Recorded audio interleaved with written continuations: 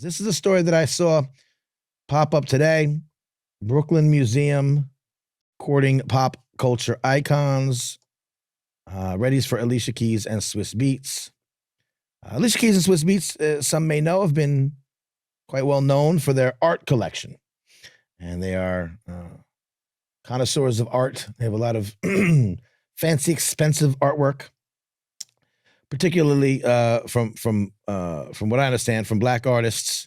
But again, artwork of a level that, you and me ain't buying art like this. You know what I mean? And we're not talking about prints. They're talking about original, not, like you get reproductive prints. So, yeah, and they have a lot of art. So they have a lot of money, in art. So the musician Alicia Keys and her husband Kasim Dean, the producer and DJ known professionally as Swizz Beatz, have purchased such massive artworks that only a few could squeeze inside their homes in California, New York, and New Jersey. Some colossal paintings eventually got through the door and became staple of the couple's daily routine, backdrops to movie nights and family parties. We have never seen all these artworks in one room, Alicia Keys said in a recent interview, and that'll change February 10th. This is in New York, of course, when monumental artworks from their collection star in a major exhibition at the Brooklyn Museum's Great Hall. So now we're seeing a lot of stuff happening with Jay-Z's big Brooklyn Library exhibition. The Book of Hov just kind of took over the entire library. And now we're seeing museums get into the mix. I think this is all very funny. And not funny. I don't mean funny. Back in 2019, I wrote an article that says libraries, museums, and universities must welcome hip-hop into their halls. Look at that. 2019, I said, there has to be more of this. We need legacy institutions, I said, must include hip-hop culture in their programming in thoughtful and authentic ways. And I did a whole article on that and why. And now you see some of this happening, which is great. I'm glad they listened.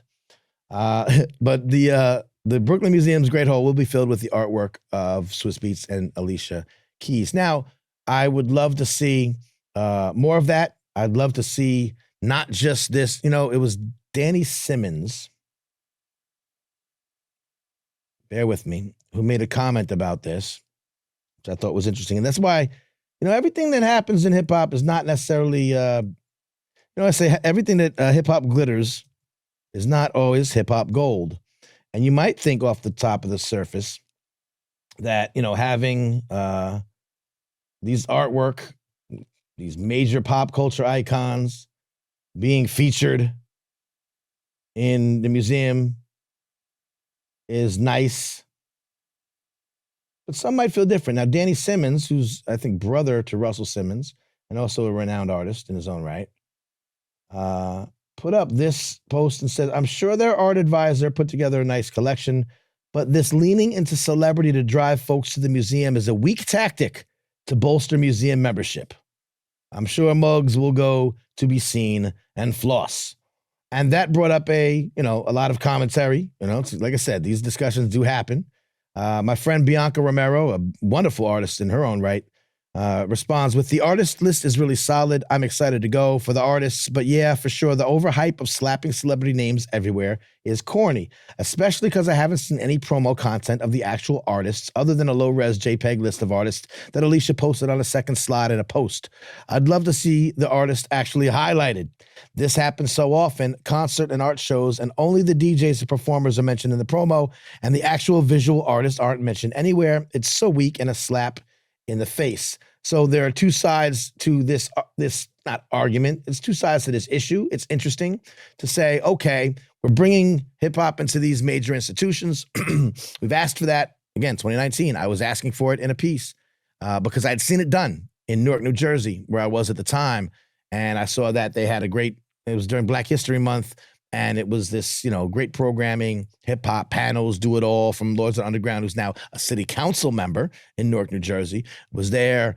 Vinny from Naughty by Nature. They talked about hip hop history. They talked about, and it was great to have this in a library because there are folks who go to libraries who are maybe older or stodgier or, the donor class, the people who donate. They're the ones who, occasionally will go to these, these sort of, I don't know, bougie kind of library events or museum events, same thing. And they don't get a taste of culture like hip hop in these legacy institutions. It's not something that happens a lot. So once we saw it happen in Newark embraced it. I wrote the piece. I said, more places should be doing this. More libraries and museums and legacy institutions should be doing this. But I did say in the piece, it needs to be done not just for Black History Month. Hip hop is so ingrained in our, Americana that it can't just be, I'll read to the end. Here's what I wrote. You tell me what you think. I said, make no mistake, for every legacy establishment where hip hop isn't invited, hip hop will create its own, just as it's done for every industry which failed to recognize or respect its inherent brilliance and ingenuity. But libraries, museums, and institutes of higher learning have a sacred responsibility to allocate resources to study, document, and preserve all important aspects of the human experience. Newark Library event producer Celeste Bateman and the program sponsor, the PNC Foundation, recognize that hip-hop history, as with Black history, is indeed American history and must be valued as such. Other institutions that have yet to explore this must consider doing the same. Done correctly, it's in those halls where philanthropists, benefactors, and supporters of the arts will not only appreciate the history, but also witness firsthand the innovative work being done to enhance humanity through the world's most dominant youth culture. It's in those halls where young people, particularly young people of color, will engage with the wealth of perspectives and resources that are often hidden from them in plain sight by short-sighted ivory tower indifference. And it's in those halls where hip-hop's elder statespeople, advocates, and allies will help bridge gaps between those groups to ensure that hip-hop receives the respectful, authentic reverence it deserves, and not just in February. So, to Danny Simmons' point, to the Brooklyn Museum, to the Brooklyn Library, it's cool to attach hip-hop, especially Hip-Hop 50. We saw a ton of this last year. It's cool to put hip-hop all in your mix. Jay-Z, Brooklyn Library. And we saw it not just in New York. Obviously, we saw it elsewhere in the world. We saw it, especially last year, Hip-Hop 50, Hip-Hop everything. It's great to have Swizz and Alicia and their big artworks on the walls at the Great Hall and allowing people to come in and take part in that and recognize that, oh, my hip-hop heroes or my hip-hop, elder statesfolk, they do big things. Art, appreciation is important. We need to have better, conduits so that young people who don't know about museum art get a way to, catch their interest. I love it. That's what hip hop does best. But just having that celebrity attraction, Met Gala kind of, focus. And then for the rest of the year, are you doing enough programs? Are you doing free museum days so that young people can come in and get access? Are you doing other hip-hop oriented workshops where you're inviting the community to come in and doing something rather than just gawk at the, absurdly expensive works owned by, legitimate hip-hop and musical stars and people that we look up to and value, but are you doing it on a regular basis? That's what we have to keep checking. So again, I have a big old list. Now that we're going to be doing these shows every week, we'll get guests. We'll get the director of the Brooklyn Museum to come on the show and talk about why they picked, why they worked with Swizz and Alicia, what the benefits of that, all the hip hop, intellectualism discussions we could have. And then we're going to say, well, now what are you doing for the rest of the year?